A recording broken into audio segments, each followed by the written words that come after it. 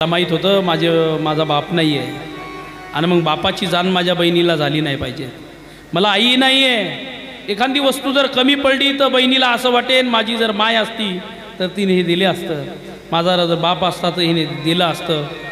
पण भावाच्या लक्षात आलं आता मला 3 नाते निभवायचे, एक बापाचं करायचं आहे, एक आईचं करायचं आहे आणि मी भाऊ आहे त्या नात्यानेही मला बहिणीला काही कमी पडू द्यायचं नाही. त्याला असं वाटत होतं एखादी जर वस्तू कमी पडली तर बहिणीनं असं म्हणू नये. आई बाबा जर असते, मायबाप जर असते तर भावाने हे कमी दिलं नसतं. म्हणून सर्व केलं त्या राजाने, सर्व केलं. शेठजीकडून 4 लाख रुपये उधार घेतले. शेठजी तुमच्या महिन्यानं राहीन, आयुष्य घालवीन तुमच्याकडे आणि पै ना पै तुमची चुकवीन, फक्त माझ्या बहिणीच्या लग्नासाठी 4 लाख द्या. मंडपावाल्याला 1 लाख दिले, अन्नदानावाल्याला 1 लाख दिले आणि 1.5 लाख रुपयाचे भांडे घेतले, 50,000 रुपयाचे कपडे लत्ते, हे सर्व गोष्टी केल्या भावाने, काही कमी नाही ठेवलं. आणि लग्न लागलं. एकूण ती एक बहीण मंडपातून वाटी लावली. समुद्राला पाणी कमी येत असेल पण त्याच्या डोळ्यातून पाणी त्या दिवशी जास्त वाहत होतं. बहिणी भावाच्या गळ्यात पडून रडली, दादा अरे तू मला नाही येऊ दिली बाबाची आठवण, तू नाही गेला राजा शाळेत, पण कधी मला पुस्तक नाही कमी पडू दिलं, कधी मला पेन कमी पडू दिला नाही. अरे 10 एकरावाल्याच्या पोरीचा ड्रेस कधी कधी फाटका असायचा पण माझा ड्रेस कधी फाटू दिला नाही. 10 एकरावाल्याच्या पोरीच्या पायात चप्पल एखाद्या वेळेस फाटकी असायची पण मी 8-15 दिवसाला तुला नवी चप्पल मागितली, तू तर मला द्यायचा दादा. पोरगी रडली अर्धा तास, अख्खं गाव रडत होतं. नाही करू शकलो आपण असं. अरे लहान होती पोरगी, बाळात्यात होती, तेव्हाच तर आई निघून गेली आणि हाही नेमकाच रस्त्याला लागला होता. तेव्हा तर बाप निघून गेला. बिना माय बापाचं जीवन जगले दोघंही, पण काय कर्तृत्वान निघाला पोरगा.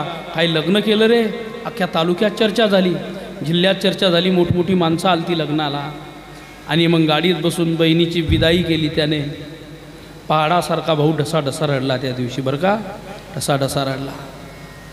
बहीण निघून गेली आणि महाराज गेली बहीण निघून. आता भाऊही कामाला लागला. दुसऱ्या दिवशी तिने आपला संसार थाटला. तिलाही माहीत होतं आपण असंच राहिलं पाहिजे की कोणी माझ्या संसाराची तक्रार केली नाही पाहिजे, कोणी म्हणलं नाही पाहिजे तुला काही तुझ्या माईनं शिकवलं नाही का. शिकवायला माहीच नाही मला, कोण शिकवणार. कोणी म्हणलं नाही पाहिजे तुझ्या बापाने हेच शिकवलं का, तर शिकवायसाठी बापच नव्हता.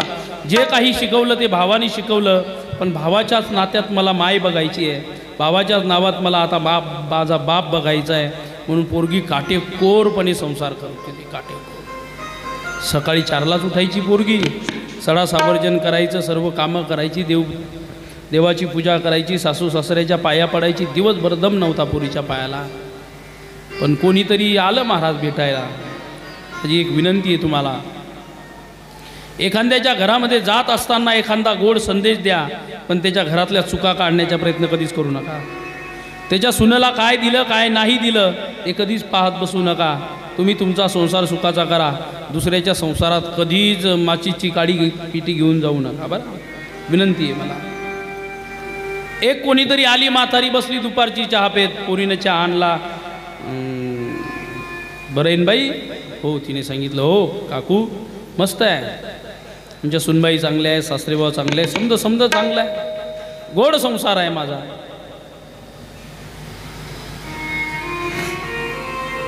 माझ्या संसारामध्ये काही कमी नाही आहे, मला काही पाहायचं काम नाही आहे.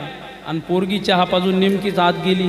हिमतारी म्हणते, खावं तुमचा हंडा तर काळाटक दिसायला लागला. मग हंडा कशाचा? पाणी तापवायचा. आणि मग अजून हंड्यातच पाणी तापवता? ते म्हणे, हो बाई खाऊ.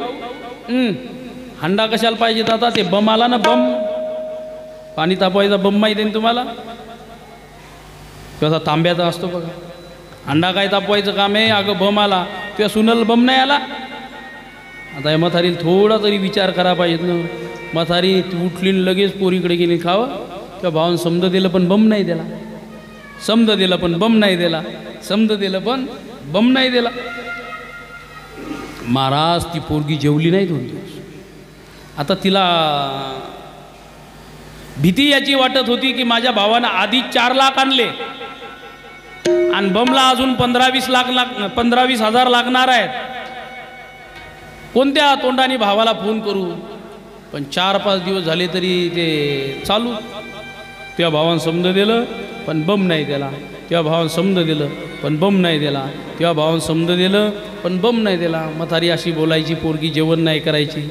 त्या पोरांनी विचारला का काय झालंय, काय तुझी तब्येत किती सुंदर होती, लोक काय म्हणतील उद्या, बिना मायबापाची पोरगी आहे आणि कसा सांभाळतो तू, तुला झालं काय? पोरगी काहीच सांगायला तयार नाही.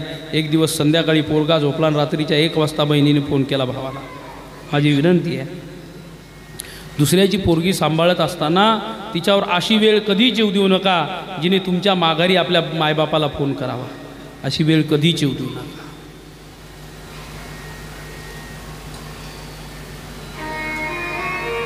रात्रीच्या 12-1 वाजता पोरीने फोन केला. भावाच्या उशाचा फोन वाजला. भाऊ तर दचकूनच उठला. अरे 8 दिवसच झाले लग्नाला, बहिणीचा रात्री 12 वाजता फोन. कानाला लावला.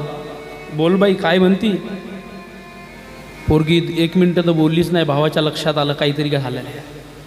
रडायला लागली. तायडे रडू नको, तुझा भाऊ जिवंत आहे.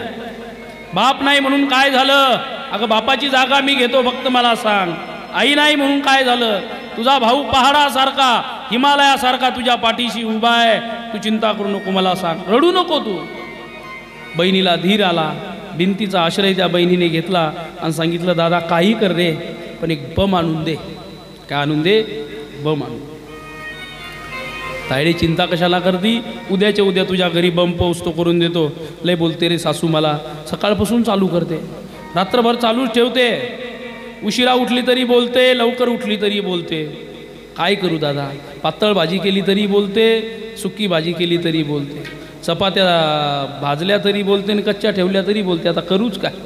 काही काही सासा अशा असतात महाराज, सासू तिला म्हणतात जी सुनेला कधी श्वाससुद्धा घेऊ देत नाही. आता एक भाव अजून आहे, पण तो आता नाही सांगता येणार आम्हाला कथेत. भाऊ दुसऱ्या दिवशी सकाळी सकाळी दुकानामध्ये गेला आणि शेडजीच्या पाया पडला. अरे कशासाठी पाया पडतो? काम कर तुझं. नाही शेडजी, आता परत पाया पडण्याची वेळ माझ्यावर आली.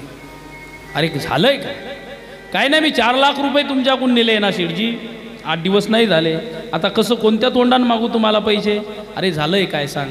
काय नाही शेडजी, एक 15,000 रुपये मला पाहिजेत. तुम्ही आता कशासाठी पाहिजेत रे? काय नाही, माझ्या बहिणीचा फोन आलता शेडजी मला. अरे ती तर श्रीमंताच्या इथं दिली ना तू, 10 एकर जमीन आहे त्याच्या इथे, पोरगा चांगली कमाई करतो, श्रीमंत घर आहे ते आपल्या तालुक्यातलं, आणि मग कशाला पाहिजेत? काय नाही शेडजी, ते बम घेऊन द्यायचा आहे. त्या शेडजीच्या तोंडातले शब्द आहे, मी बोलत नाही. तो शेडजी म्हणतो, अरे मूर्ख आहेत का ते लोक?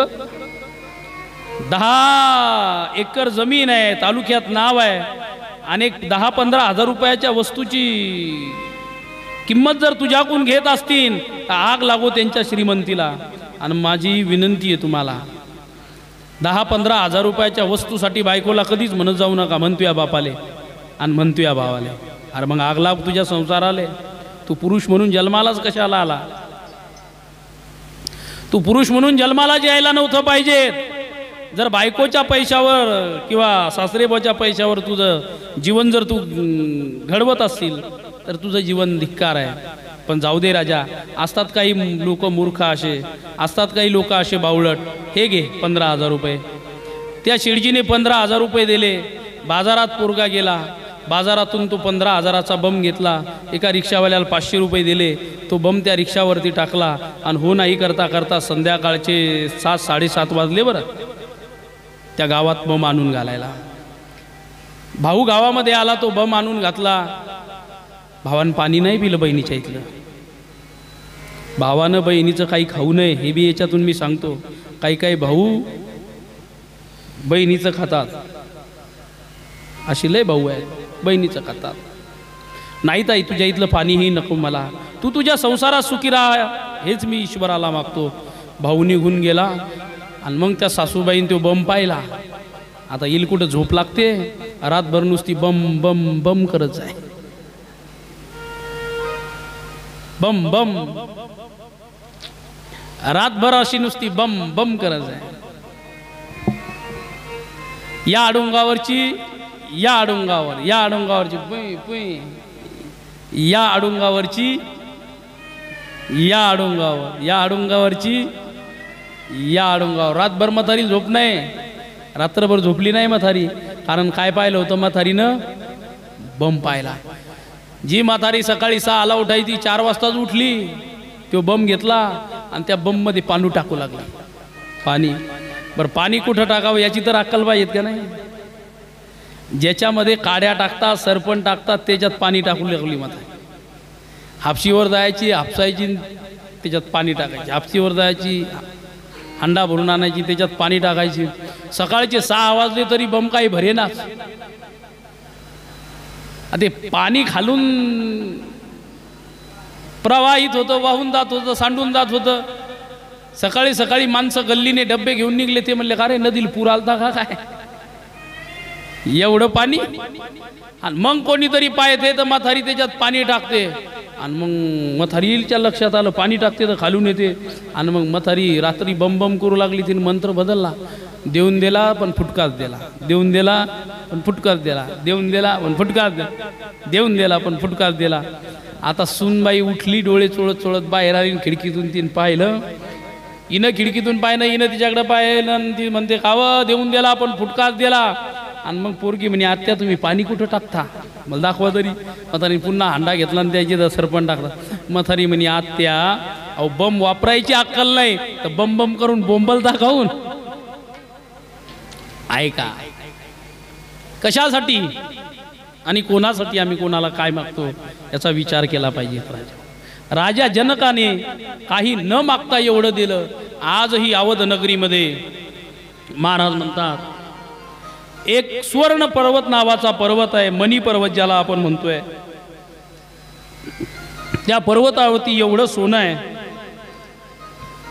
की ढीग घातला होता अयोध्येच्या बाहेर, ढीग ढीग. आजही जानकीच्या आणि रामजीच्या लग्नाच्या दिवशी तो चमकतो असं म्हणतात. ती आख्यायिका आहे. आणि म्हणून रामजीचं एवढं धन हे दिलं. आता मागत विदा राम अनुरागे, मागत विदा राम अनुरागे, मागत विदा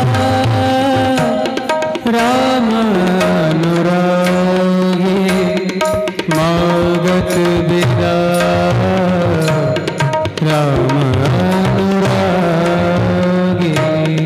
सुतन समेत खाडभे आगे, सुतन समेत खाडभे आगे, मागत विदा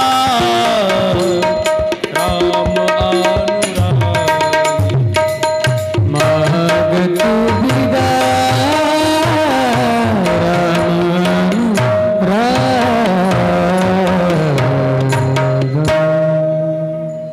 मागत विदा राम अनुरागे. रामजी जनक राजाजवळ जात आहेत, हात जोडतायत. महाराज आम्हाला विदा द्या, आम्हाला जाऊ द्या, आता आम्ही गेलं पाहिजे.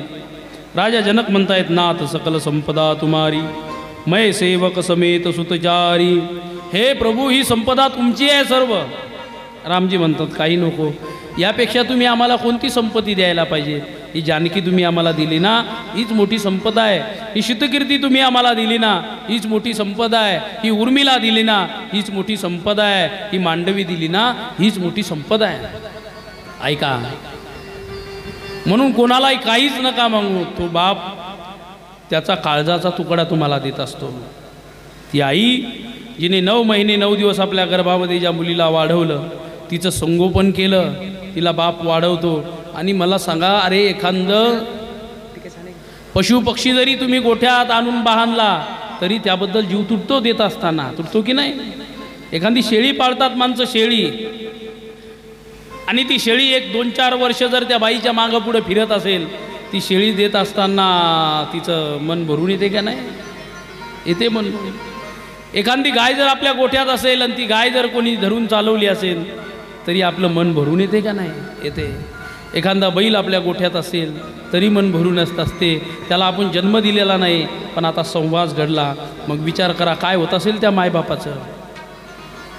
ज्यांनी या लेकराला लहानपणापासून वाढवलंय, पोटचा गोळा आहे ना, शरीरातला एक भाग ती आई काढून देत असते. काळजाचा एक तुकडा बाप काढून देत असतो. आणि म्हणून एखाद्याची मुलगी घेऊन जात असताना दुसरी मागण्याची अपेक्षा ठेवू नका. आज जनकाची तीच अवस्था झाली. जानकीला पाहिल्यानंतर जनकाचे डोळे सहजरित्या, जसा नदीला पूर आल्यानंतर काठांना पाणी सहज लागतं, तसा जनकाच्या भुया सहज ओल्या व्हायला लागल्या. पण जनकाच्या लक्षात आलं, मी जर रडतो तर अख्खी मिथिला नगरी रडेल. बघा, बापाला रडायला येत नाही असं नाही आहे, पण बापाला माहीत असतं मी जर रडलो तर अख्खा समाज रडेल, म्हणून बाप प्रयत्न करत असतो.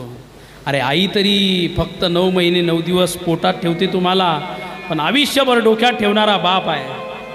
आयुष्यभर डोक्यात ठेवणारा बाप आहे. पण बाप लोकांनी दूर केला. आईबद्दलही बोललं पाहिजे, पण बापाचाही तरी कुठेतरी विचार केला पाहिजे. आई पोरगी सुंदर दिसावी म्हणून तिचा मेकअप सुंदर करेल. आई पोरगी सुंदर दिसेल म्हणून तिला मेहंदी हातावरती चांगली काढून देईल. पोरगी सुंदर दिसावून वेणी फणी चांगली करेल. पण एक सांगू तुम्हाला, आयुष्य माझ्या लेकीचं सुंदर जावं म्हणून श्रीमंताच्या दारात येरझारा मारणारा फक्त बाप असतो. पाया पडतो तुमच्या सावकार, माझ्या लेकीचं चांगलं होईल. तुम्ही जर बोलसाल ना तर माझ्या लेकीचं चांगलं होईल. आयुष्यभर फिरत असतो बाप. त्याच्या घरी जातो, त्याच्या घरी जातो. तुम्ही बोला तशी तर आमच्या लेकीला ते पदरात घेणार नाही, पण तुम्ही शब्द टाकला ना तर तुमचा शब्द खाली जाणार नाही. तुमच्या पाया पडतो ना. तुम्ही एवढं माझं काम करा, मी देवाच्या पाया पडणार नाही, पण रोज तुमच्या पाया पडीन. माझी लेक चांगल्याच्या घरी जाईन. बरं, बाप पाया पडत असतो, मोठ्या मोठ्याच्या पाया पडतो. कशासाठी? माझी लेक आयुष्यभर सुखी राहावं. ऐका, बाप असतो राजा तो बाप, आणि लेकीचाही तेवढाच जीव असतो बापावर. लेक ज्या वेळेस निघत असते ना महाराज, तिला काही आठवत नाही, तिला फक्त बाप आठवत असतो. बाकी काही आठवत नाही मुलीला. मुलीला फक्त बाप आठवत असतो, बाप. कारण तिला माहीत आहे घरात सर्वांचा बोजा उठवणारा फक्त माझा बाप आहे. सर्व माझ्या बापाला काही ना काही मागत असतात, पण माझ्या बापाला देणारं कोणीच नाही. म्हणून बघा, तुमच्या अंगातलं फाटकं बनेल, तुमच्या अंगातला फाटका शर्ट तुमच्या पोराला दिसत नाही, तुमच्या बायकोला दिसत नाही. तुमची 5 वर्षाची लेक जरी असली ना तर तिला दिसतो मारा. ते म्हणते, बाबा कशासाठी घालताय? फाटकं बनेल. स्वतःसाठी बनेल घेऊन या ना. बाप बाजारात जातो स्वतःचं बनेल आणायला, पण बनेल घेत असताना त्याला आपल्या मुलाचा शर्ट दिसतो. त्याचा शर्टही खराब झाला. बनेल घेत नाही बाप, मुलासाठी शर्ट घेतो. ऐका, आपण स्वतः अनवाणी पायाने चालतो बाप. कधी कधी जर बूट नाही भेटला तर लोकांना सांगतो, आता मी उपवास धरलाय, मी आता 1 महिनाभर बूट चप्पल घालणारच नाही. लोकांना माहिती नसते आता यांनी लेकरांचा एवढा बोजा उचललाय की आता बूट घ्यायला सुद्धा याला पैसे नाही. म्हणून मी नेहमी सांगत असतो, राजो, लेक लेक असते.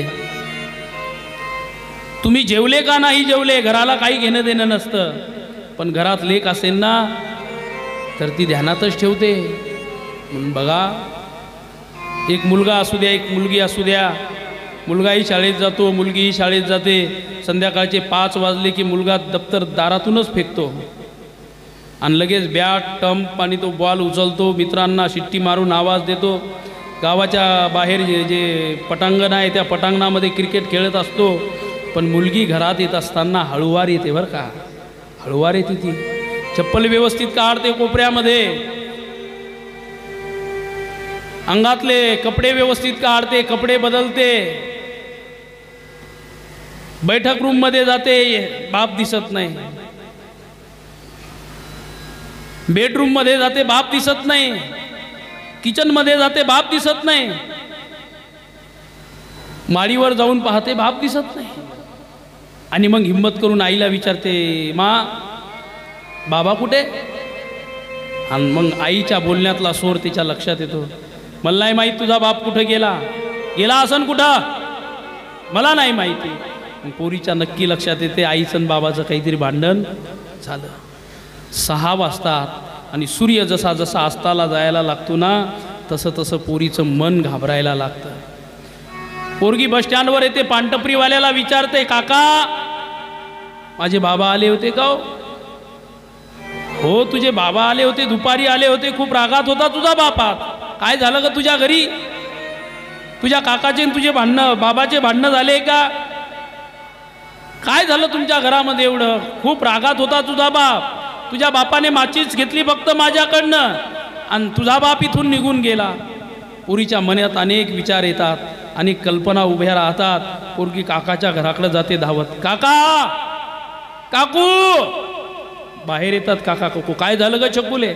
काय नाही, बाबा आले होते का? नाही ग, पण दुपारी तुझ्या घरामध्ये भांडणाचा आवाज येत होता, तुझ्या आईचे आणि तुझ्या बाबाचे भांडणं झाले. हो ना काका, म्हणून तर विचारते, बाबा दिसले नाही.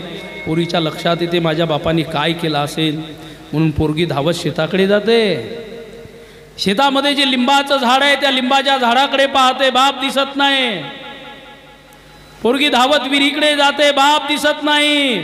आणि जो सूर्य अस्ताला गेला तो अंधाराकडे आता धावलेला आहे. आता अंधार झालेला आहे, पोरीलाही काही दिसत नाही. पण पोरीच्या अनेक कल्पना पोरीला घराकडे आणतायत.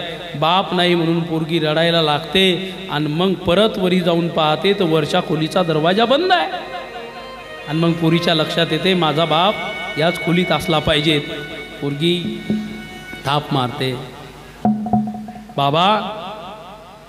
बाप आवाज देत नाही, बाबा. बाप आवाज देत नाही, बाबा. बाप आवाज देत नाही. शेवटी पोरगी शपथ घालते, बाबा तुमच्या चिमुकलीची तुम्हाला शपथ आहे, तुमच्या छकुलीची शपथ आहे, दार उघडा. पाषाण हृदयाचा बाप खाली बसतो आणि दार उघडतो. काय झालं बाबा? कोणावरती रागवला एवढा? हा परेशान होता? तुमची छकुली आहे ना तुमच्याजवळ. आणि कठोर हृदयाचा बाप चिमुकल्या 7-8 वर्षाच्या छकुलीच्या कमरेला मिठी मारतून बाप म्हणतो, बेटा माझी माय तर 12 वर्षाचा असताना मेली, पण आज खरंच माझी माय म्हणून तू जन्माला आली. धसा धसा रडतो बाप. ऐका, तुमच्या शेवटपर्यंत तुमच्या सोबत असणारी फक्त मुलगी आहे म्हणून आज जनक राजाला लक्षात येते. ज्या ज्या वेळेस मी आजारी होतो, ज्या ज्या वेळेस मला काही कमी जास्त पडलं ना, त्यावेळी ह्या जानकीने आणून दिलं मला. आणि मग ही बोबडी बोलणारी पोरगी कधी मोठी होते कळत नाही. आता बोबडी बोलणारी पोरगीच्या हातात कधी लेखन येते तेही कळत नाही. या बोबडीच्या ओठामध्ये आता चालायची बोलायची ताकद येते. जे पाय कधी उचलू शकत नव्हते आणि तेच पाय आता चालायला लागले. तिच्या डोक्यावरती घुंगट आलं आणि कोणीतरी माझं बछडं माझ्यासाठी हिरावून नेते.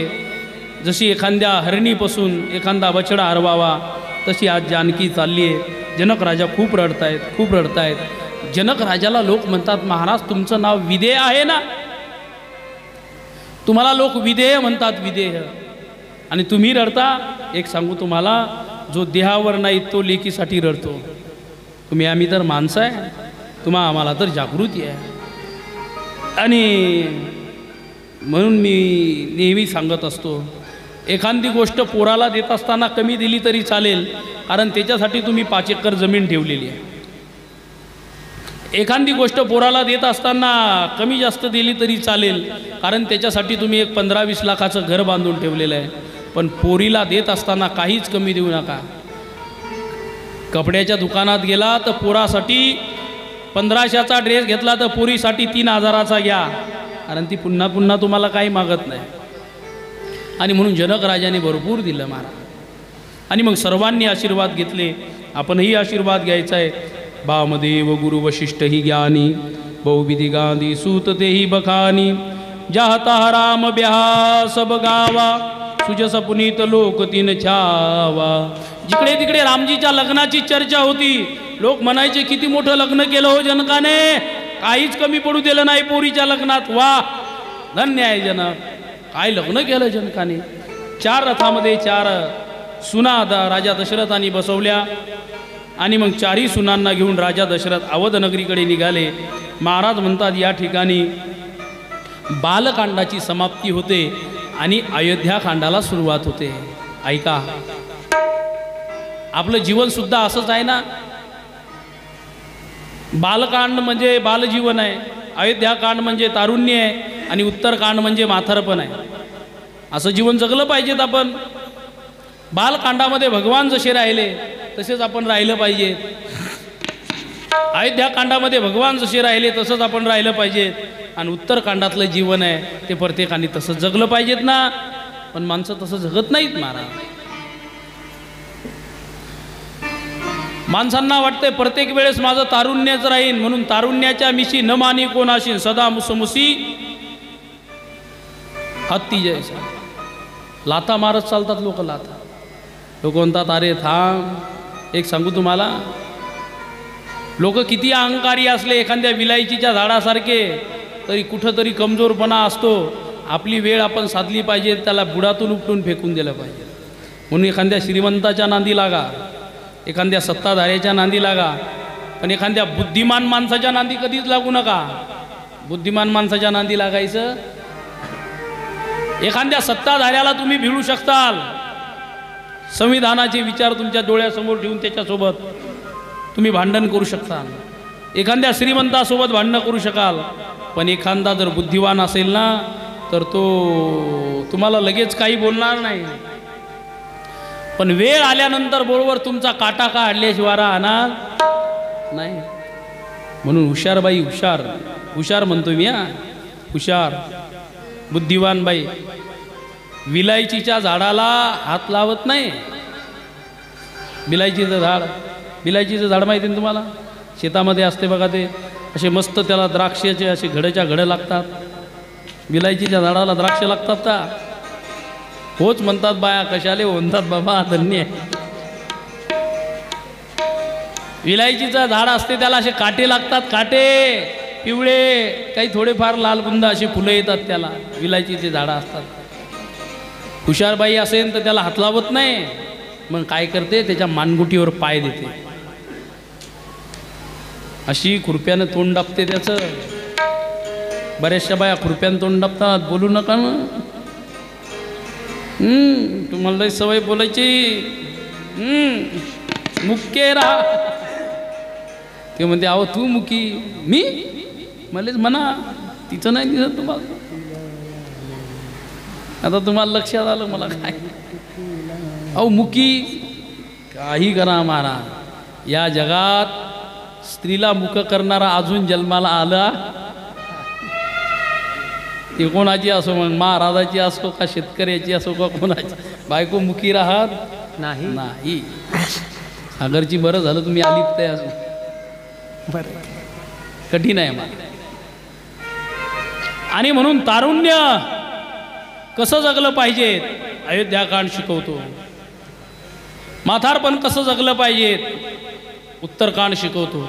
आणि बालपण कसं जगलं पाहिजे हे बालकांड शिकवतो. काय काय केलं आपण बालकांडामध्ये लक्षात आलं असेल तुमच्या. बालकांडामध्ये भगवंतांनी विद्याध्ययन केलं. बालकांडामध्ये भगवान परमात्मा गुरुजीकडे जातात. बालकांडामध्ये भगवंतांनी खेळ खेळले. हे बालकांड याने शोभून दिसतं. बालस्वरूपामध्ये मनुष्याने खेळलं पाहिजेत, विद्या अध्ययन केली पाहिजेत. आणि मग तारुण्यात आल्यानंतर लग्न केलं पाहिजे. उत्तरकांड आपलं हे म्हातारपण शोभून दिसायसाठी आहे. मग म्हातारपण शोभून कशाने दिसेल, तशी तशी कर्म केली पाहिजेत.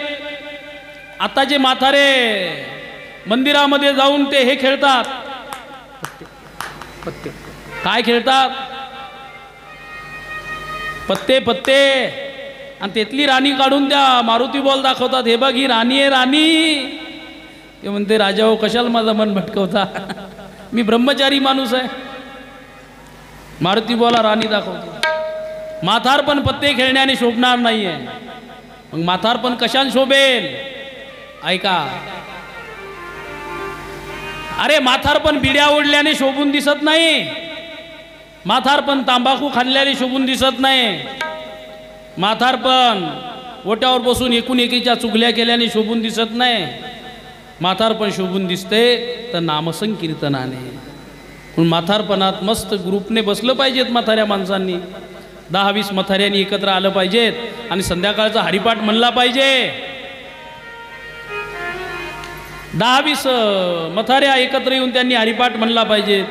10-20 म्हाताऱ्या आजोबांनी एकत्र येऊन महादेवाच्या मंदिरात बसून संध्याकाळी मस्त नामसंकीर्तन केलं पाहिजे.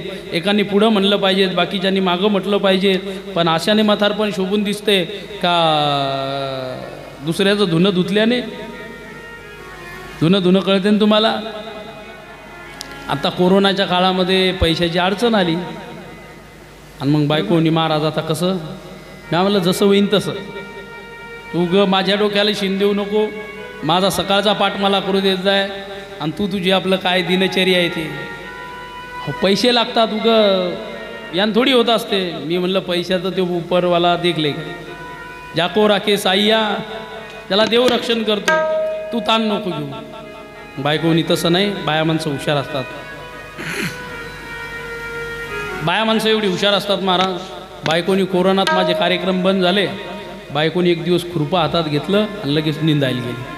मी म्हणलं तू निंदता येणार नाही, लोक गवत उपटतील, तू सोयाबीन उपटशील, लोक घरावर भांडणं असेल. ती म्हणे एवढे येडे समजले का महाराज? माझ्या बापाची इथं 10 एकर आहे. आलं का नाही? खाते माझ्या घरचं नाव बापाचं घेते. मी म्हणलं जाय बापा तू. खाती माझ्या घरचं बापाचं नाव घेते म्हटलं, जाय निंदायला. गेली मग निंदायला आणि मग महाराज दिवसभर निंदलं बायकोनं. दिवसभर निंदून घरी आली, घरी आल्या टोपलं म्हणे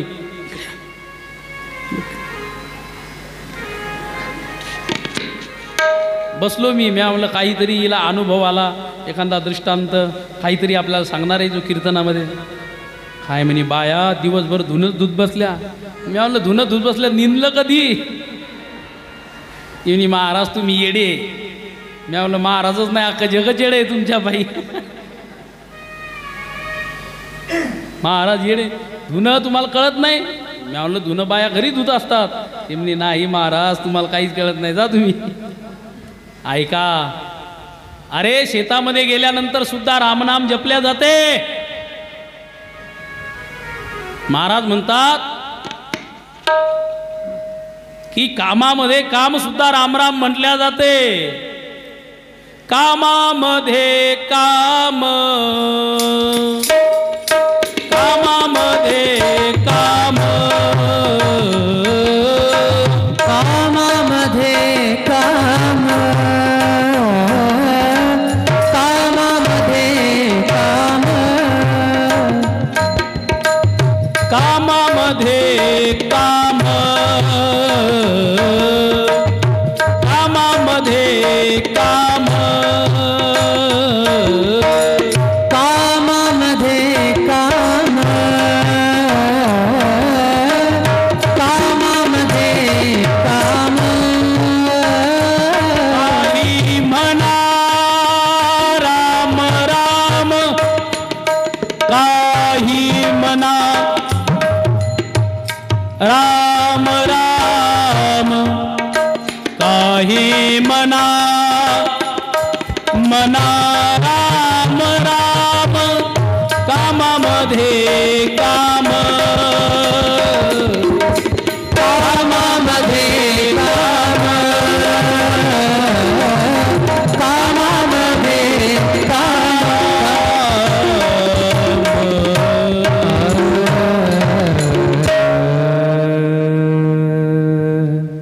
कामामध्ये काम, काही म्हणा राम राम राम. काम करायला जाताय का नाही तुम्ही? नसू द्या शेती तुमच्याकडे, पण कोणाच्या तरी कामाला जाताय की नाही? मग कामाला गेल्यावर तिथं गेल्यावर काय करायचं? धुणं धुवायचं, धुणं घरूनच धुवून जायचं. मग तिथं गेल्यावर काय करायचं? असं सोयाबीनचं झाड घेतलं की असं राम राम राम राम राम राम असंच करायचं. नाही तर गंगूबाई मीराबाई, काय माय बाईन, काय कशी बाईन, तुला माहीत आहे का बाईन? मला माहीत, काही सांगू नको, अख्ख्या गावाला माहीत आहे कोण कसं आहे. आपण कोणी कोणाचं काही सांगत नाही. कामामध्ये काम काही म्हणा, राम राम. मी त्या दिवशी मला वाटते पहिल्या दिवशी सांगितलं ना तुम्हाला, उठल्या उठल्या सकाळी एकच करायचं, श्रीराम जय राम जय जय राम, हरे श्रीराम जय राम जय जय राम. हा श्रीराम जय राम जय जय राम. टाळी वाजवावी, गुढी उभारावी, वाटही चालावी पंढरीची. दोन पाहिजे होतात. टाळी वाजून म्हणायचं श्रीराम जय राम जय जय राम. आवाज आला पाहिजे टाळीचा, श्रीराम जय राम जय जय राम. श्रीराम जय राम जय जय राम. हरी श्रीराम जय राम जय जय राम. हरी श्रीराम जय राम जय जय राम. श्रीराम जय राम जय जय राम. हा रघुपती राघव राजा राम. हा श्रीराम जय राम जय जय राम. हरे श्रीराम जय राम जय जय राम. हरे श्रीराम जय राम जय जय राम. श्रीराम जय राम जय जय राम. श्रीराम जय राम जय जय राम. श्रीराम जय राम जय जय राम. श्रीराम जय राम जय जय राम. श्रीराम जय राम जय जय राम.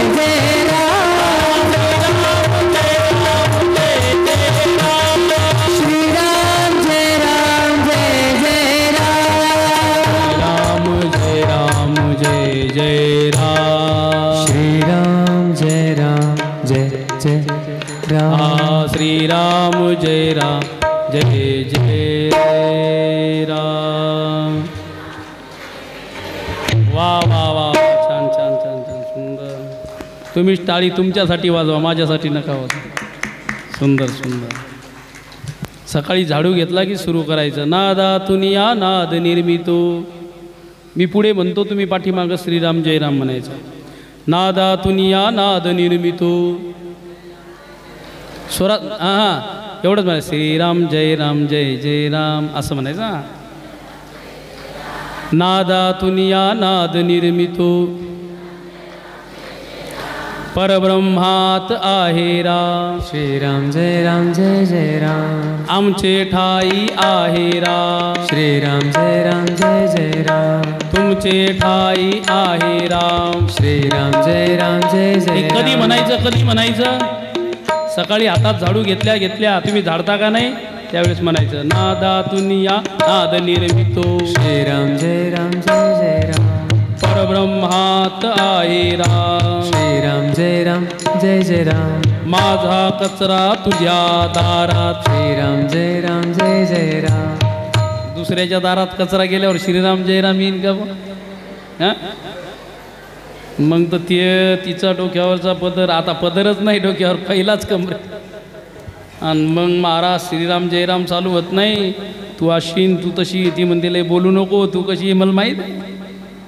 ऐका ऐका, तुमचं तारुण्य शोभून दिसते महाराज, ते तुमच्या स्वकर्तृत्वाने कर्माने. म्हणून तारुण्य जर शोभून दिसत असं वाटत असेल तुम्हाला, तर काहीतरी केलं पाहिजे. आणि म्हणून या भारताचा इतिहास तुम्हाला सांगतोय. इतिहास म्हातारपणात घडत नाही. इतिहास म्हातारपणात घडत नाही.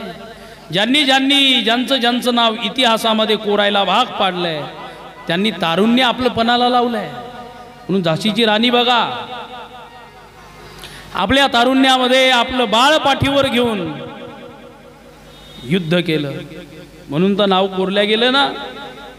छत्रपती शिवाजी महाराजांनी आपलं तारुण्य पणाला लावलं म्हणून तर हे स्वराज्य आपल्याला दिसतंय ना. अरे जगद्गुरु तुकोबारायांनी आपलं तारुण्य पणाला लावलं म्हणून तर आपण पाया पडतो ना. ज्ञानोबारायांनी आपलं तारुण्य पणाला लावलं म्हणून तर आपण पाया पडतो ना. सद्गुरू गजानन महाराजांनी आपलं तारुण्य या समाजसेवेसाठी दिलं म्हणून तर आपण गणगण गणात बोते म्हणतो का नाही. सद्गुरू गजानन महाराज की जय म्हणतो. तुम्ही आपलं तारुण्य काय करता, व्यसनाधीन करून टाकता. व्यसनाधीनाचा इतिहास लिहिणारा अजून कोणी जन्माला आलं नाही आणि एखादा लिहिन तर तीही व्यसनीच असतं. काय किती व्यसन करावं महाराज. काही माणसं एवढं व्यसन करतात, विषय सेविता कोण तृप्त झाला, इंधने निमाला अग्नी जैसा. एक जण मला म्हणत होता, महाराज आपल्याला एवढा चहा लागतो, एवढा चहा लागतो, मी दिवसातून कमीत कमी 15 ते 20 वेळेस चहा घेतो. मी म्हणलं बाबा 15 ते 20 वेळेस चहा घेतो म्हणजे तुला थांबावं लागत असेल प्रत्येक वेळेला चहा मिळाला पाहिजे म्हणून तू चहासाठी वेळ जात असेल. तू म्हणला महाराज वेळ जात नाही आपला चहासाठी, आपण तो थर्मास गळ्यात घेऊनच फिरतो. म्हणजे थर्मास गळ्यात आणि कप खिच्यात, तलप झाली की तोंडा. एक म्हातारा माझ्या शेजारी बसला होता. माझ्याकडे गाडी नव्हती पूर्वी, मी एसटीनं प्रवास करायचो बरं का ताई. एसटीनं प्रवास होता माझा. मग एसटीनं प्रवास करत असताना मी आपल्या रिसोडून नागपूरसाठी बसलो होतो. कथेला जायचं होतं मला. सकाळची 8 वाजताची बस होती. मी 8 वाजता बसमध्ये बसलो तर एक म्हातारा माझ्या शेजारी बसला आणि बसमध्ये बसल्या गड्यान खिच्यात हात घातला. काय का आलं, बिडी का हाडीन लगेच पेटवली. मी म्हणलं बाबा बिडी प्यायची असेल तर थोडं तुम्ही पुढे कॅबिनमध्ये जा, नाही तर मागच्या सीटावर जा, त्रास होतो. तर म्हणला चिंता करू नका महाराज, त्रास होणार नाही. मी म्हणलं कसं काय होणार नाही. तो म्हणला आपण धुपट बाहेर येऊ देतच नाही. बापरे.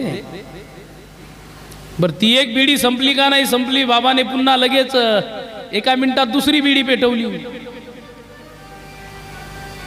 दुसऱ्या मिनिटाला तिसरी, तिसऱ्या मिनिटाला चौथी, चौथ्या मिनिटाला पाचवी, 5व्या मिनिटाला बोलत चला, 6व्या मिनिटाला, 8व्या मिनिटाला, 10व्या मिनिटाला, 10वी नाही 11वी, 1 मिनिटां पुढे आपण.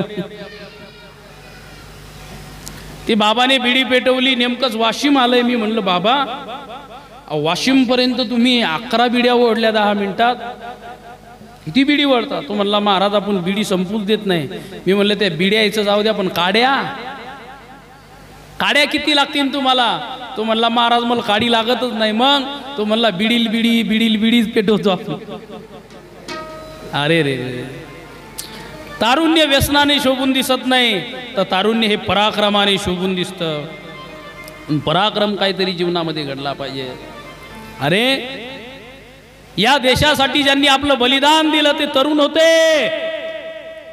आईच्या गर्भात उमगली झुंजाराची रीत, तलवारीसी लगीन लागले जडली वेडी प्रीत.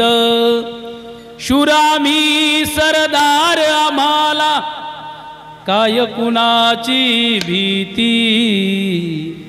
जिंकावे का लढून मरावे हेच आम्हाला ठाव.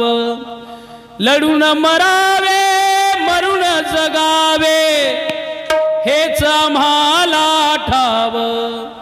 देव देश आणि धर्मासाठी प्राण घेतलं हाती. शूर आम्ही सरदार आम्हाला काय कुणाची भीती.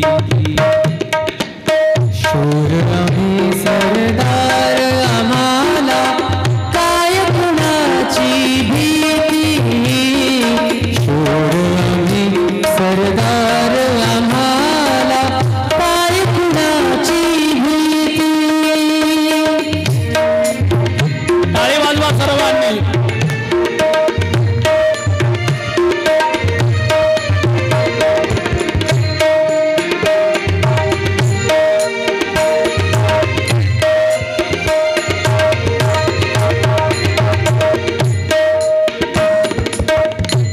जिंकावे का लढून मरावे हेच आम्हाला ठाव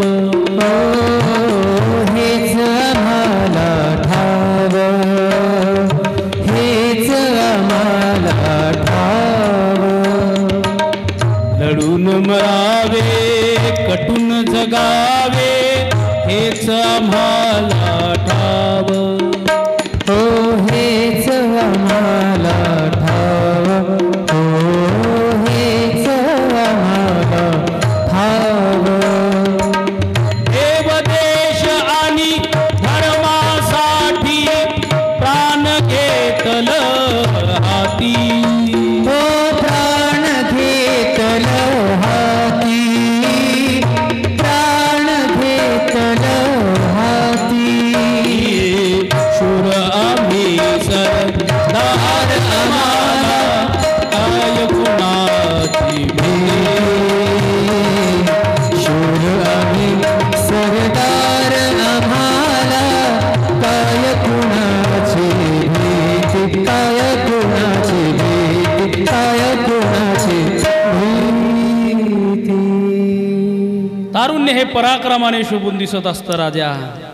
तारुण्यामध्ये नुसता मेकअप करून चांगले कपडे घालून नुसतं फिरण्यात तारुण्य घालू नका. या तारुण्यामध्ये कितीही चांगले कपडे घातले आणि कितीही मेकअप केला आणि जर तुमचा काही पराक्रम नसेल तर काही काळाने लोक तुम्हाला विसरून जातात. कपडे घालणारे भरपूर गेले पण त्यांचा कोणी इतिहास लिहिला नाही. पण ज्यांच्या अंगावरती कपडे नव्हते अशांचा सुद्धा इतिहास निर्माण झाला. कोणी इतिहास हा कपड्याचा नाही, इतिहास हा पैशाचा नाही, इतिहास तुमच्या श्रीमंतीचा होत नाही तर इतिहास त्याचा निर्माण केला जातो, त्याचा लिहिला जातो दादा ज्याची कर्म या जीवनामध्ये चांगली आहे. कर्मच जो दुसऱ्यांसाठी जगला त्याचा इतिहासच असतो. तुम्ही आम्ही स्वतःसाठी जगतो म्हणून आमचा इतिहास. कधीतरी दुसऱ्यासाठी जगण्याचा प्रयत्न केला पाहिजेत ना. म्हणून ज्या वेळेस भगतसिंगांना विचारण्यात आलं, भगत हे कोणासाठी रे? अरे 10 वाजता फाशी होणार आहे, आता सकाळचे 7 वाजले, तू दंड बैठका करतोय, हे शरीर कशासाठी बनवतोय? भगतसिंगने सांगितलं, हो एखादी आई जर फुल देवाला चांगलं वाहत असेल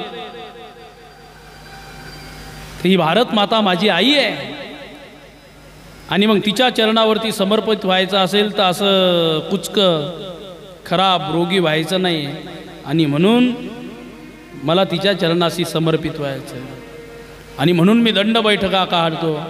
अरे एवढं वीरत्व एवढं शूरत्व निर्माण कुठून झालंय? तर भगतसिंग सांगतायत हे आईच्या गर्भातले संस्कार आहेत आणि आईच्या गर्भाने आम्हाला हे दिलेलं आहे. आणि म्हणून तारुण्य जर शोभत असेल ना तर ते तुमच्या विद्येने शोभत असते, तुमच्या पराक्रमाने शोभत असते. म्हणून प्रथमे नार्जितम विद्या, द्वितीये नार्जितम धनम, तृतीये नार्जितम कीर्ती, चतुर्थम किम करिष्यसी. ऐका, काही टप्पे आहेत जीवनामध्ये. काय तिकडे यायचं?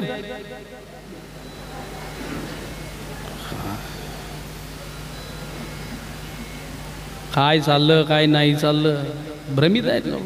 समय सूचकता नाही राहिली. म्हणजे आपलं घोडं पळालं तर पळालं पण दुसऱ्याचं गेलं पाहिजे थोडं.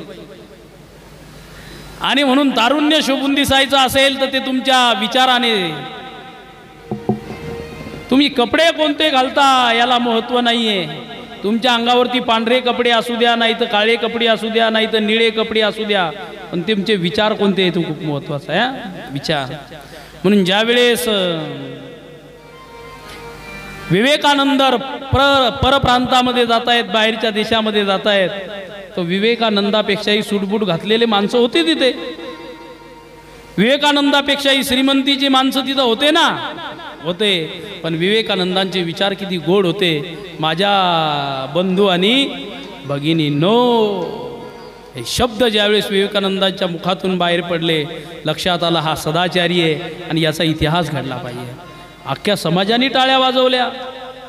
का वाजवल्या?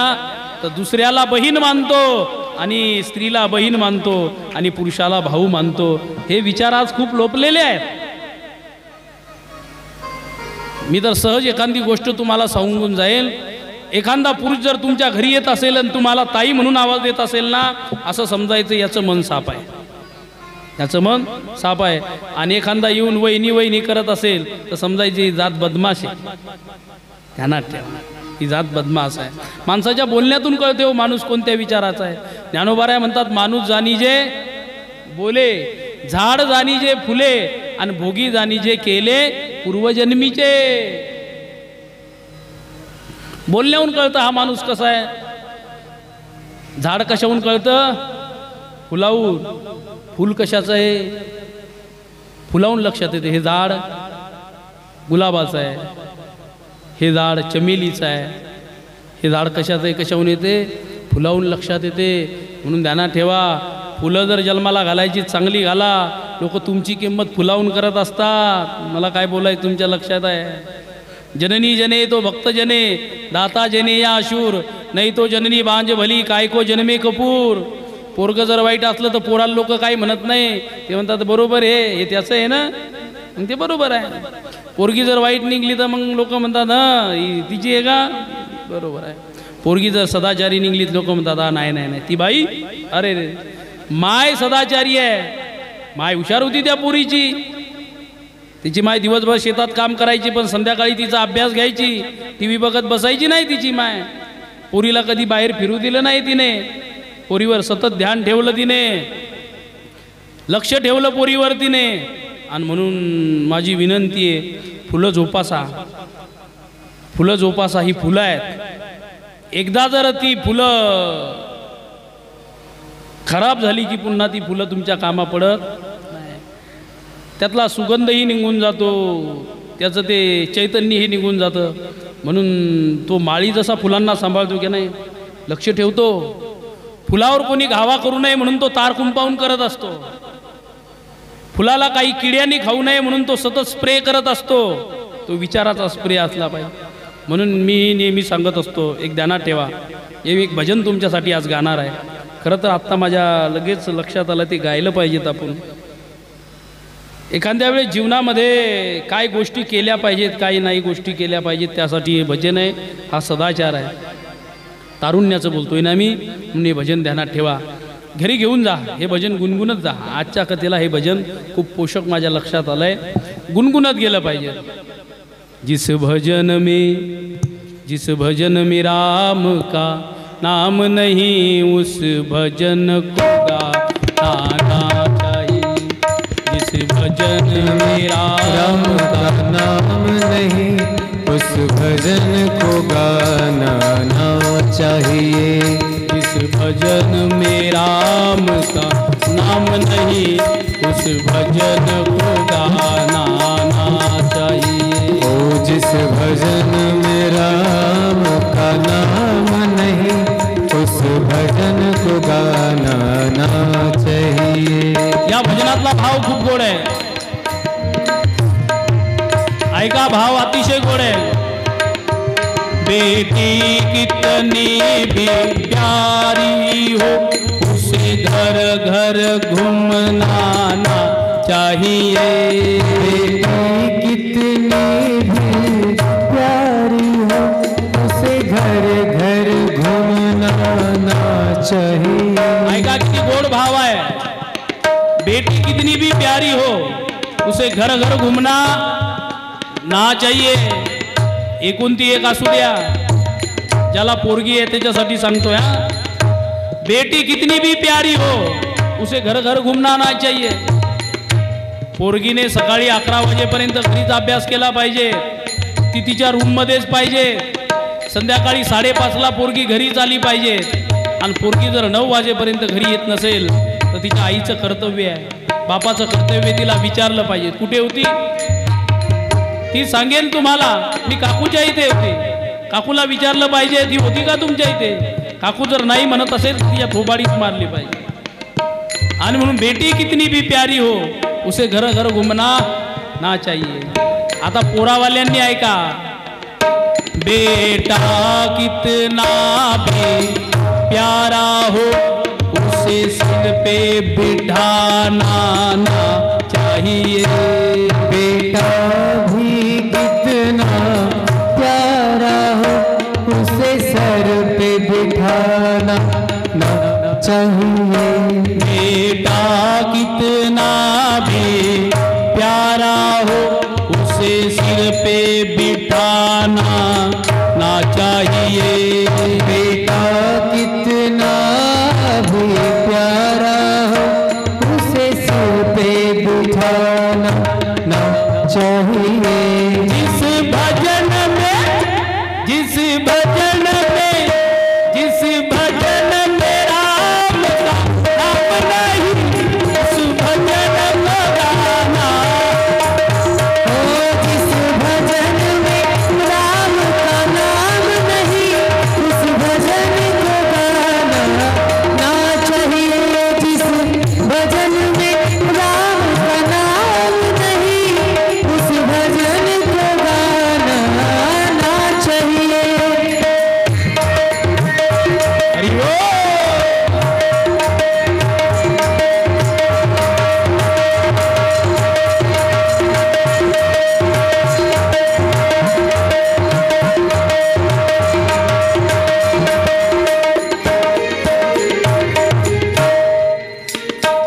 किती गोड आहे बघा.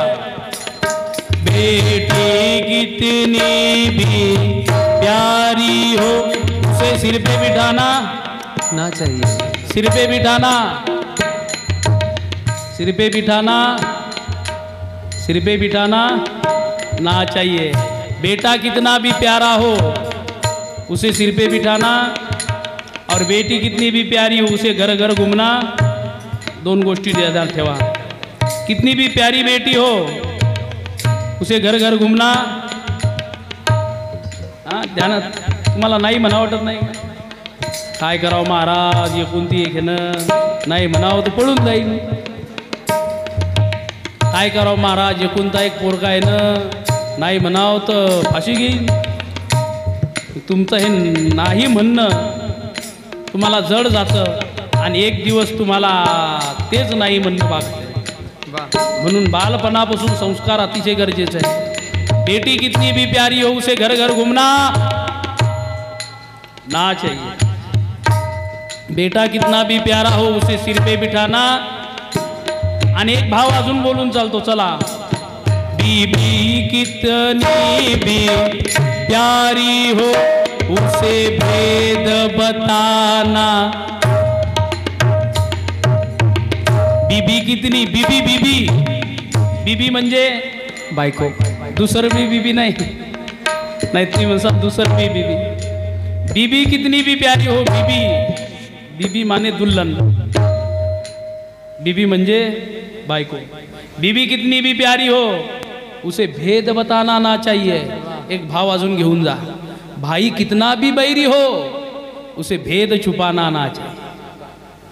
पण माणसं बायकोला सांगतील पण भावाला सांगत नाही. बायकोला म्हणतात ती म्हणते मुकाड्या बसानं मला भांडे राहिले इकडं ये ना. अहो इकडं काय भांडे राहिले. तू तर मग कधीच ऐकत नाही. तुमचं काय ऐकायचं. तुम्ही वेळेवर पाणी पाजत नाही ते तुम्हाला नाही बरं. काय ऐकायचं तुझं. इकडं ये बायको ते सांगा बरं पटकन स्वयंपाक राहिला. कोणाला सांगू नको.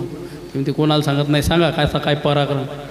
मी घरच्या याच्या लपून घरच्या याच्या माघारी एक व्यवहार केला. तो मी माझ्या माईलाही सांगितला नाही माझ्या बापालाही नाही. फक्त तुला सांगतो तू कोणाला सांगू नको. पर खरंच आता हिला सांगितलं तिने कोणाला सांगायला नाही पाहिजेत का नाही. पण ही अख्ख्या गावात सांगते. लय हुशार आहेत ते लय हुशार आहेत. कधी लाखाचे 12,000 करतील सांगता येत नाही. लय हुशार आहेत ते. लय हुशार. किती हुशार आहेत तर ते लाखाचे 12,000 करतात एवढे हुशार आहे. तुम्हाला लक्षातच आलं नाही. धन्यवाद. चहा प्या कथा संपल्या ना. ऐका भाव आहे. तारुण्य शोभून दिसते महाराज. तारुण्य म्हणून मी सांगितलेला भाव घेऊन जा बरं का. बेटी कितनी प्यारी हो घर घर घुमना ना चाहिए. बेटा कितना भी प्यारा हो सिर पे बिठाना ना चाहिए. बीबी कितनी भी प्यारी हो भेद बताना ना चाहिए. और भाई कितना भी बैरी हो भेद छुपाना ना चाहिए. जिस भजन में राम का नाम ना हो, उस भजन को गाना ना या चाहिए। 5 गोष्टी लक्षात ठेवा, तुमचं जीवन सुधरून जाईल. जय हो. बोल सियावर रामचंद्र भगवान की जय हो. श्री राम जय जय राम, श्री राम जय जय राम, श्री राम जय जय राम, श्री राम जय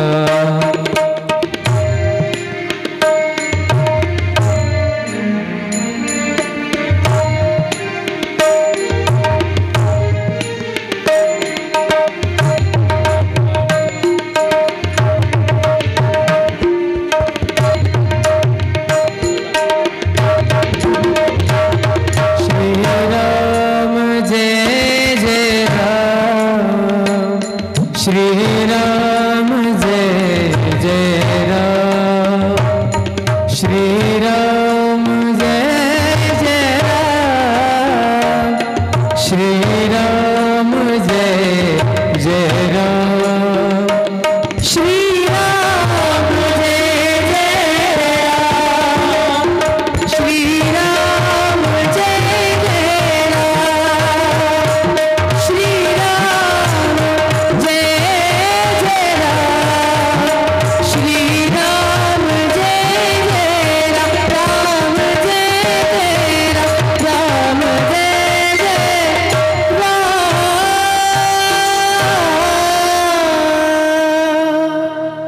सियावर रामचंद्र भगवान की जय. ओम नमः पार्वती पतये, हर हर महादेव. ओम नमः पार्वती पतये, हर हर महादेव. ओम नमः पार्वती पतये, हर हर महादेव.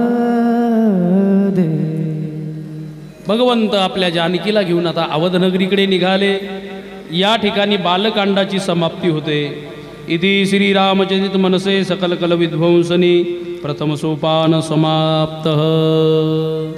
प्रथम सोपानाची समाप्ती आणि आता अयोध्या कांडाला सुरुवात होते. आतापर्यंत बालचरित्र भगवंतानी काय काय केलं. प्रथम सोकार न कहू विचारी, निर्गुण ब्रह्म सगुण बपुधारी. राम जन्माला का आले याची ही कारणं आपण ऐकली. राम राम म्हणूनच का आला याची ही कारणं ऐकली. त्यांनी जानकीसोबत विवाह का केला याची ही कारणं ऐकली. आता भगवान परमात्मा विवाह करून आल्यानंतर आता अवधनगरीमध्ये काय घडतंय. काल आपण अवधनगरी कशी आहे पाहिली. सरजूमयेच्या काठावर सुंदर अशी अयोध्या नगरी आहे. त्या नगरीचा राजा दशरथ आहे हेही आपण पाहिलं. दशरथाच्या बायकोचं नाव सोनिया गांधी आहे. मग काय काय सोनिया गांधीच आहे ना. मग कौसल्या कौसल्या आहे हे तुम्हाला माहीत आहे. ही आपण पाहिलं. एकीचं नाव सुमित्रा आहे, एकीचं नाव कैकेयी आहे. हेही आपण राजा दशरथाचं बरंचसं चरित्र आपण काल पाहिलं. त्याच राजाचे हे 4 मुलं आहेत. एक राम आहे, एक भरत आहे, एक शत्रुघ्न आहे आणि एक भरत आहे. या 4ही मुलांची लग्न झाली हेही आपण ऐकलं. राजा दशरथाची, राजा जनकाची जानकी. जानकीला 3 बहिणी आहेत. कोणत्या कोणत्या. मांडवी, उर्मिला आणि शीतकीर्ती. ध्यानात ठेवा.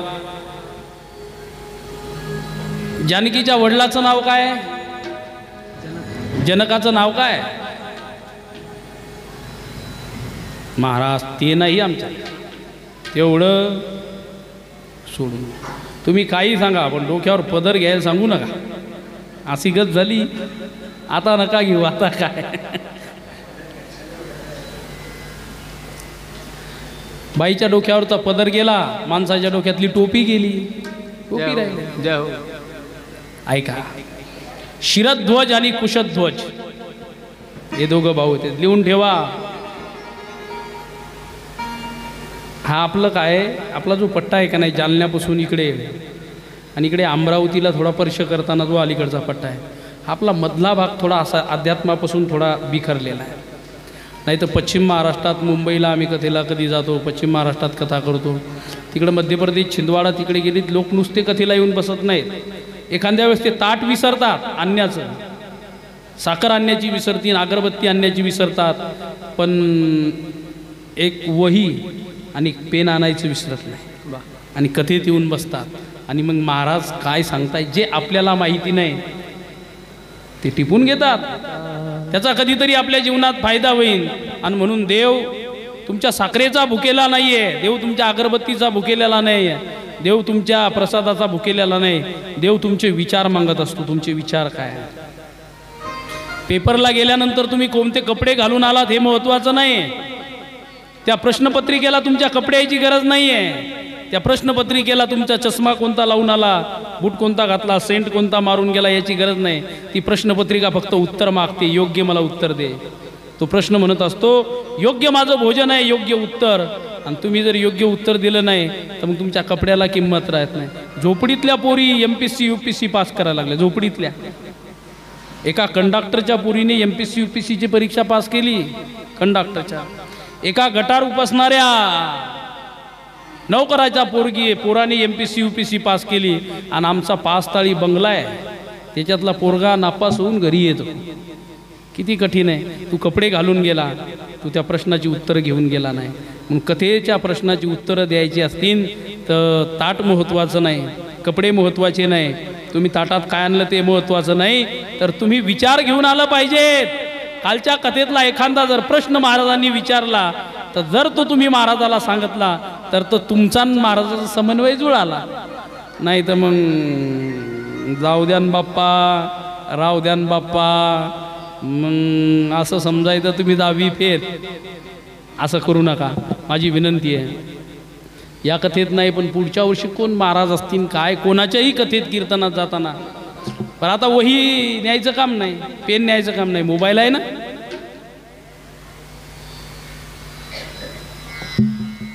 माणसाचं चालूच असते महाराज.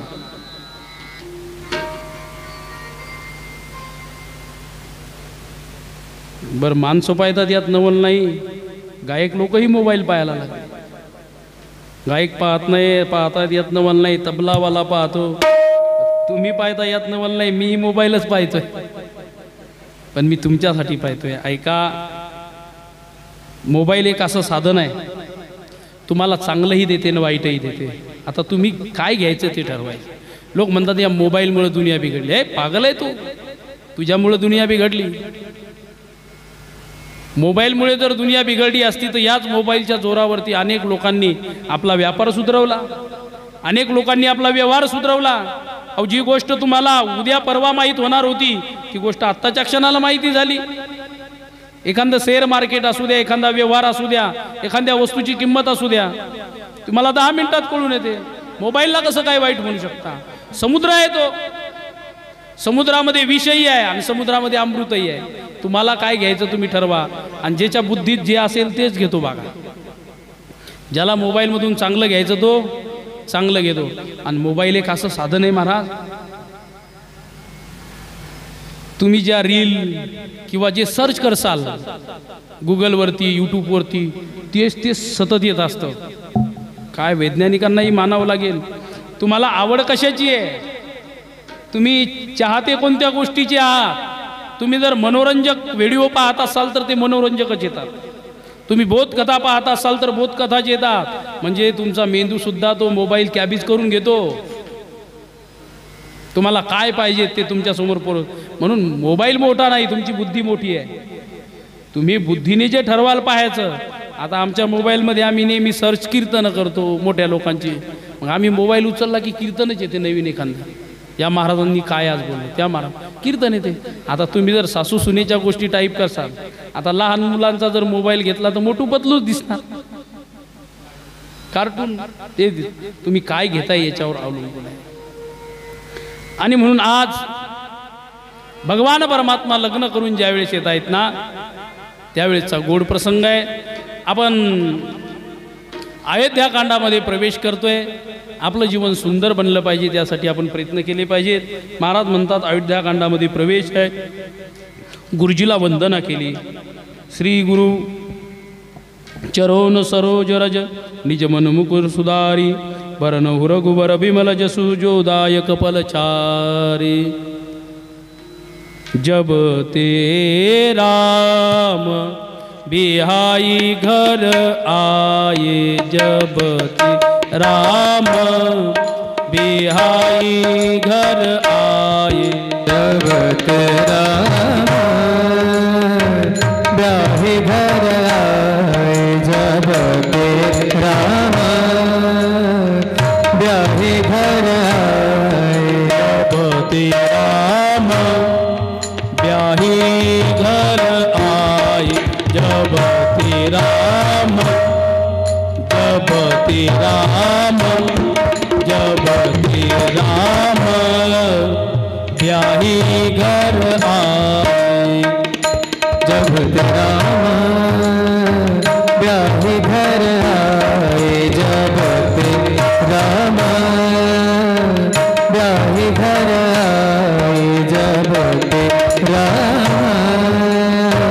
ब्याही घर आए। नित नव मंगल बोध बधाए, नित नव मंगल बोध बधाए, हे राम ब्याही घर आए, जब ते राम ब्याही घर आए, जब ते राम ब्याही घर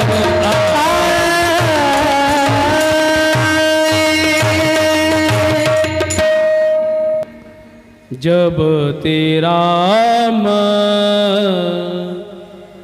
ब्याही घर आए,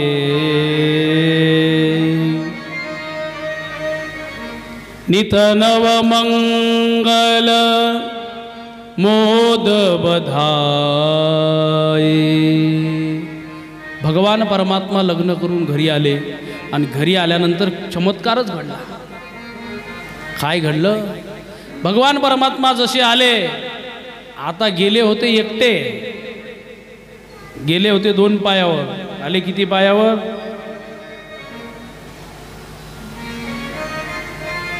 अहो गेले होते 2 हातानी, आले किती हातानी? 4 हातानी आले. आणि 4 हातानी आल्यामुळे एक नवीन विशेषता, म्हणून घरची माणसं बोलत असतात बघा, तू आता 2 हाताचे 4 हात करून देतो. पण तोपर्यंत एखाद्याचे 4 हात करू नका जोपर्यंत त्याला तेवढी अक्कल येत नाही. नाही तर नुसते 4 हात करून काय फायदा. नित नव मंगल मोद बधाए,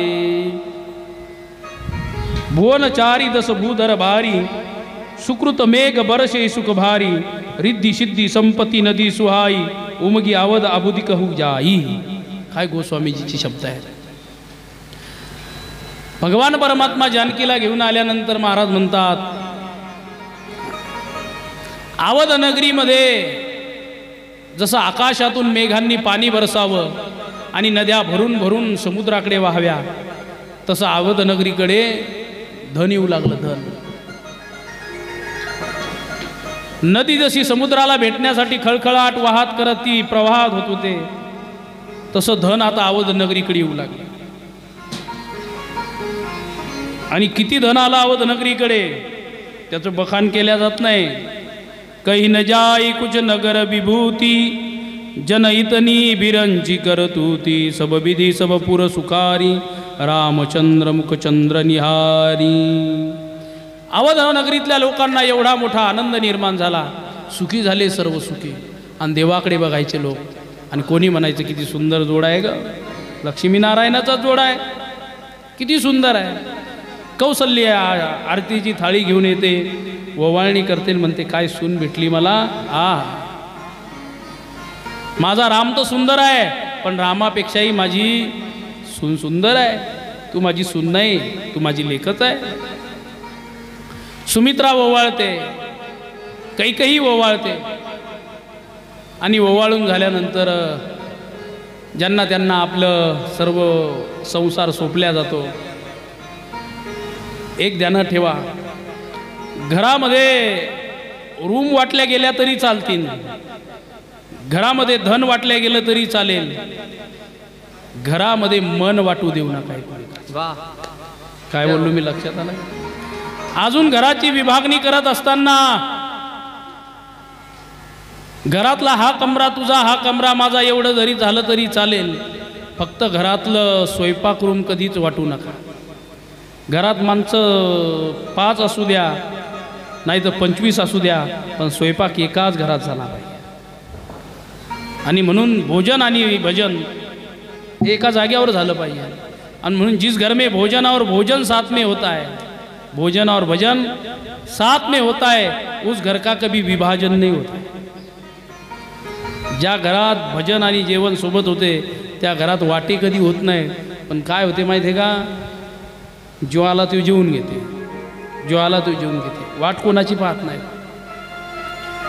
पोराला जर म्हणलं बापाला येऊ दे, येऊन दे, जाऊ दे, ते का येतील. बापाला जर म्हणलं पोराला येऊ द्या, हां ते काय कुत्र्यासारखं फिरत राहते. सासूबाई जर म्हणलं थांबा दर्शक,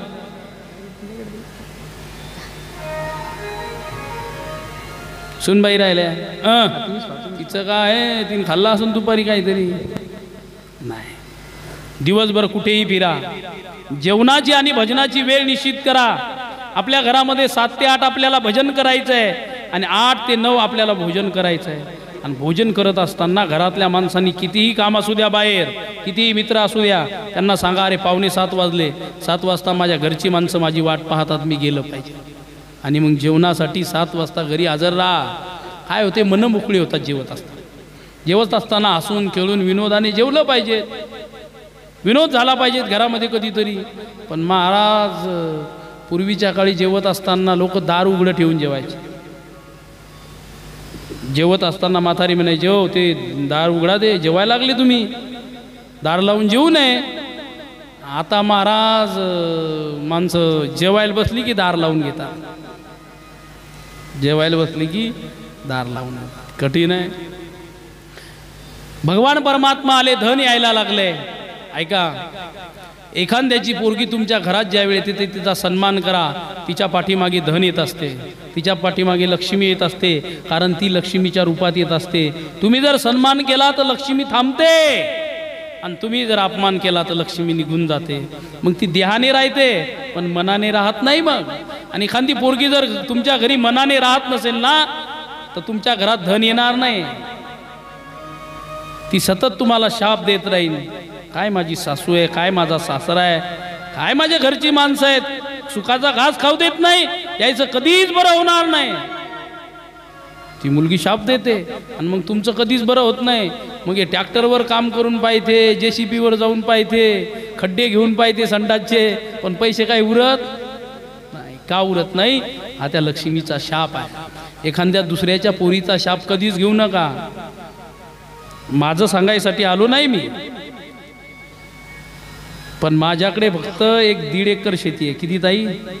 1.5 एकर शेती आहे. किती आहे?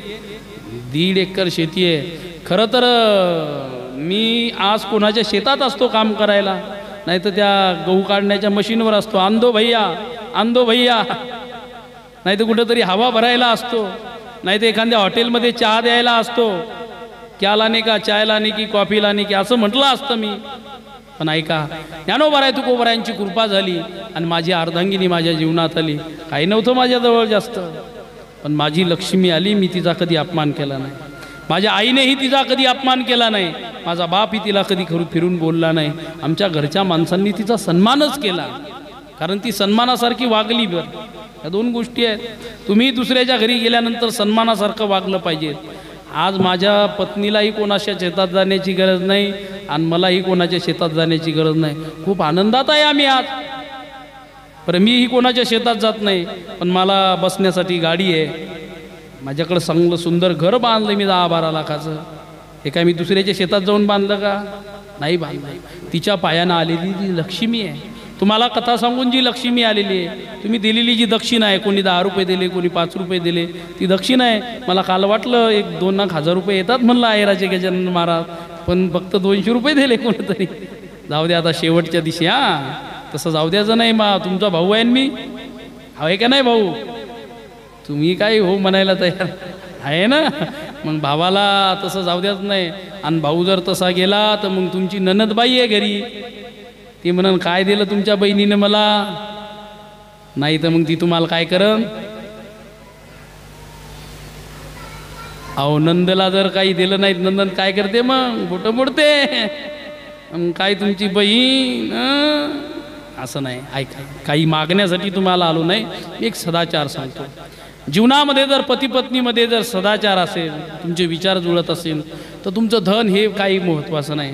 पण कौशल्याने जानकीला जवळ घेऊन सांगितलं, जानकी आजपासून ध्यानात ठेव, तू माझी सून नाही, तू माझी पोरगी आहे. पण एखाद्याची लेकरू जर तुमच्याकडे येत असेल तर त्याची स्वीकार करत असताना मुलगी म्हणून करा. ऐका, कारण काय घडते माहिती आहे का? दरन एखाद्याची जर मुलगी तुमच्या घरी आली तर तिला तुम्ही चांगलं बोलतच नाही. बघा, तुमची सुनबाई आणि तुमचा लेक जर गाडीवर बसून हिवरा आश्रमला चालले तर म्हातारी वट्यावर असते, अशी डोळे करते महाराज म्हातारी, की असं वाटते या डोळ्यातून काय आता आग येते. आणि नेमकी सुनबाई पुढं गेली की म्हातारी लगेच एखाद्या म्हातारीला बोलवते आणि म्हणते, पाय ना घुबड कशी चिटकून बसली. घुबड घुबड घुबड कोणाला म्हणते? सुनेला घुबड म्हणते. सुनेला घुबड, पाय ना कशी चिटकून बसली. काही लाज, काही शरम. अहो मनाची नाही तर जनाची चिटकून बसली. 5 मिनिटात सून निघून जाते आणि सून निघून गेल्यावर लेक येते. जवाई तिकून येतात, हिची लेक गळ्यात हात टाकून येते, दोन्ही असे जवायाच्या. तिथंच बसलेली असते म्हातारी वट्यावर. आणि मग त्याच म्हातारीला म्हणते, माय दिशे नावं कोण आहे? ती म्हणते, तुमचा जवाई आणि लेख आहे ना. पाहिनं माय कसा लक्ष्मी नारायणाचा जोडा आहे. आता लक्ष्मी अशी गळ्यात हात टाकून आली होती का? किती विचार भिन्नता आहे आमच्याकडे. स्वतःच्या मुलीला आम्ही लक्ष्मी म्हणतो, जवायाला नारायण म्हणतो, आणि लोकांच्या मुलीला घुबड म्हणतो. किती आमच्याकडे आहे. ऐका, आज जानकीसाठी कौशल्या म्हणते, तू माझी सून नाही तर तू माझी लेक आहे. सुखी रामाचा संसार चालू झाला. आणि मग एक दिवस महाराज बसलेले आहेत. एक समय सब सहित समाजा, एक समय सब सहित समाजा, समय सब सहित समाजा, एक समय सब सहित समाजा. राजसभा रघुवीर विराजा, राजसभा रघुराजु विराजा, राजसभा रघुराजु विराजा, राजसभा रघुराजु विराजा. एक समय सब सहित समाजा, एक समय सब सहित समाज, सब सहित समाज, सब सहित समाज.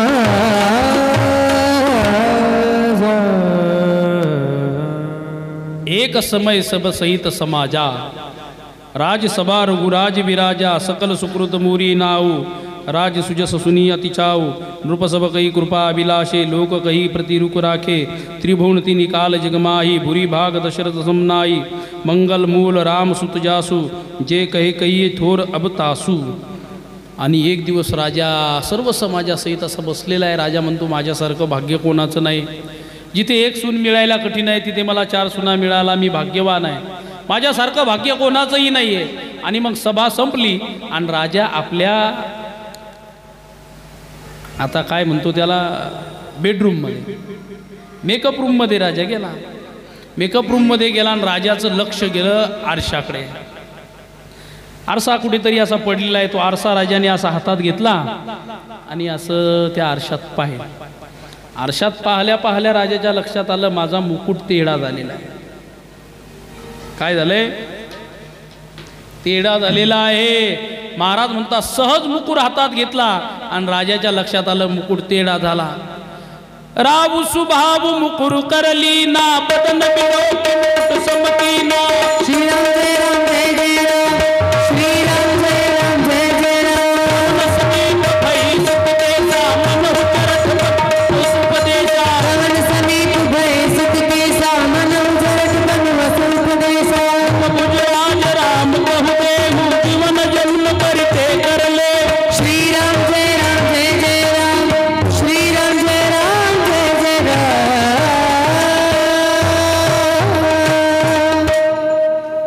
राव सुभाव मुकुर करली ना बदन बिलोकी मुकुट समकी ना राजाने सहज मुकुट हातात घेतला आणि ते मुकुर मुकुर म्हणजे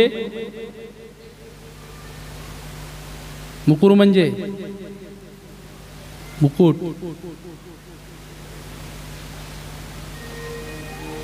मुकुर म्हणजे आरसा मुकुट नाही एक बार राजाने सहज आपल्या हातामध्ये राव सुभाव मुकुर करली ना बदन बिलोकी मुकुट समकी ना मुकुर म्हणजे आरसा आरसा म्हणजे दर्पण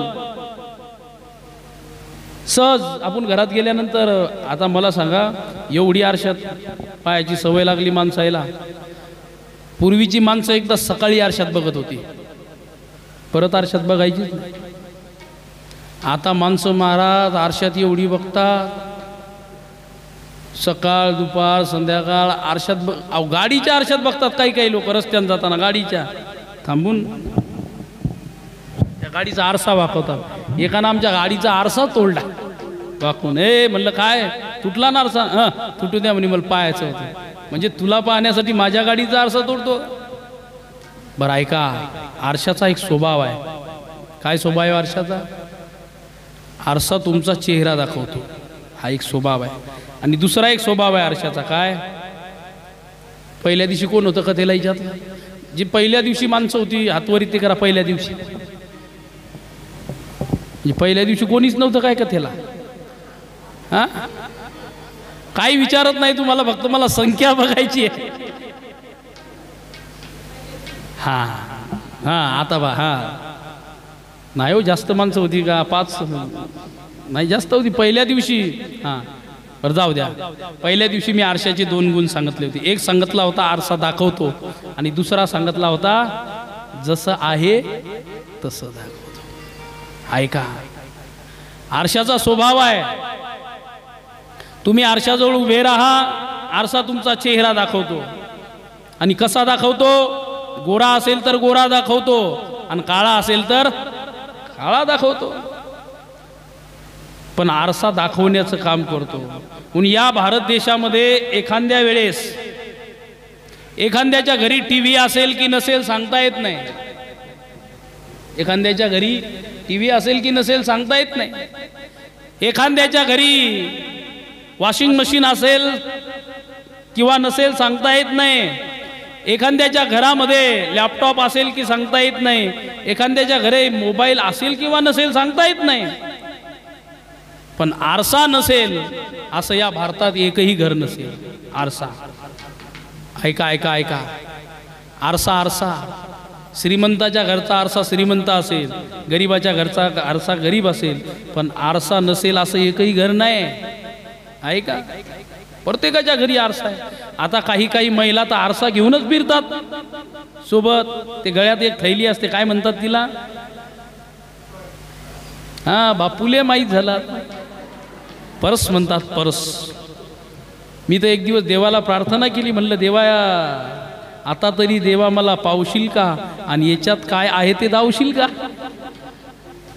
एक दिवस अचानक ते बसनं प्रवास करत होतो सागर महाराज एक मुलगी चढली वरती तिचं लग्न झालेलं होतं वरती चढली आता तिला उभं बसायला जागा नव्हती म्हणून ती अशी त्या अँगलला धरून उभी होती माझ्या जिथं मी बसलो होतो माझ्या बाजूलाच उभी होती ती तेवढ्यात कंडक्टरला पैसे पैसे पैसे मी ती परस पाहिली आणि म्हणलं देवा आज तरी माझी इच्छा पूर्ण कर तिच्यात काय ते मला दिसलं पाहिजे योगायोगाने तिला पैसे द्यायचे होते ती मला म्हणली ओ महाराज 1 मिनिट ही परस तुमच्या मांडीवर घेता का मी म्हणलं पावला देवा तिने ती परस माझ्या मांडीवर दिली आणि मग म्हणली महाराज जरा ती चेन उघडता का म्हणलं आता तर डबल पावला ती शेईन उघडली.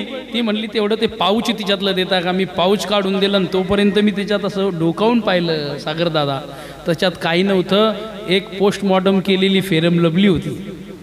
तिचं पोस्टमॉर्टम होतं. तिला 2-3 चिरा मारलेल्या होत्या. एक गोल असा फुटका आरसा होता, त्याच्यात एक कंगवा होता, त्याचे दात काही गेलेले होते, काही दात त्याला नव्हते. असा आरसा होता, त्याच्यात काही केस. रामकृष्ण. आरसासोबत घेऊन फिरायला लागलो आम्ही. याचा अर्थ असा आहे की आमचं तोंड किती खराब आहे जे आम्हाला सतत पाहावं लागतं. किती खराब आहे म्हणजे, अरे ऐका, आरसा एकदा सकाळी पाहिला की संध्याकाळपर्यंत पाहायची गरज नाही. संध्याकाळीच नाही तर तो दुसऱ्या दिवशी सकाळीच पाहिला पाहिजे. मी तर म्हणतो एवढा चेहरा तुमचा सुंदर असला पाहिजे तर तो या चरबीने सुंदर नसला पाहिजे, मेकअपनं सुंदर नसला पाहिजे, तर तुमच्या सत्कर्मात एवढा सुंदर पाहिजे की तुम्हाला तुमचा चेहरा पाहण्याची गरज पडली नाही पाहिजे. लोक तुमचा चेहरा पाहण्यासाठी रांग लावून उभे राहिले पाहिजे. एवढा सुंदर पाहिजेत ना. आज ज्ञानोबारायांच्या फोटो पाहण्यासाठी आपण रांग लावून उभे राहतो का नाही? किती सुंदर आहे ज्ञानोबारायांचा चेहरा. आज छत्रपती शिवाजी महाराजांचा चेहरा पाहण्यासाठी तो आपला चेहरा समोर पुढे राहिला पाहिजे म्हणून त्यांची प्रतिमा घेऊन येतो का नाही? घरात लावतो. कशासाठी? त्यांचा चेहरा त्यांनी कर्माने एवढा सुंदर केला होता. आजही त्यांचा चेहरा. एक माणूस तर सकाळी घरातून बाहेर निघाला सागर महाराज आणि बायकोला म्हणत होता, काय कळत नाही हो मला, मी रोज सकाळी बाहेर जातो माझं कामच होत नाही, मी कोणाचा चेहरा पाहतो मला काही कळतच नाही. बायको हळूच म्हणी, मी तुम्हाला रोज सांगते तुम्ही आरशात नका पाहत जाऊ. ज्याला कळालं त्यांनी कथा ऐका, ज्याला नाही कळालं त्याच्यासाठी पुरीचा प्रसाद आहे. हाय का? एक सांगू तुम्हाला, चेहरा हा सुंदर फेरम लवली पावडर अनेक प्रकारचे सौंदर्य प्रदान साधनं लावून दिसत नसतो, तर चेहरा हा तुमच्या कर्माने तुमचा शोभून दिसत असतो, सदाचाराने शोभून दिसत असतो.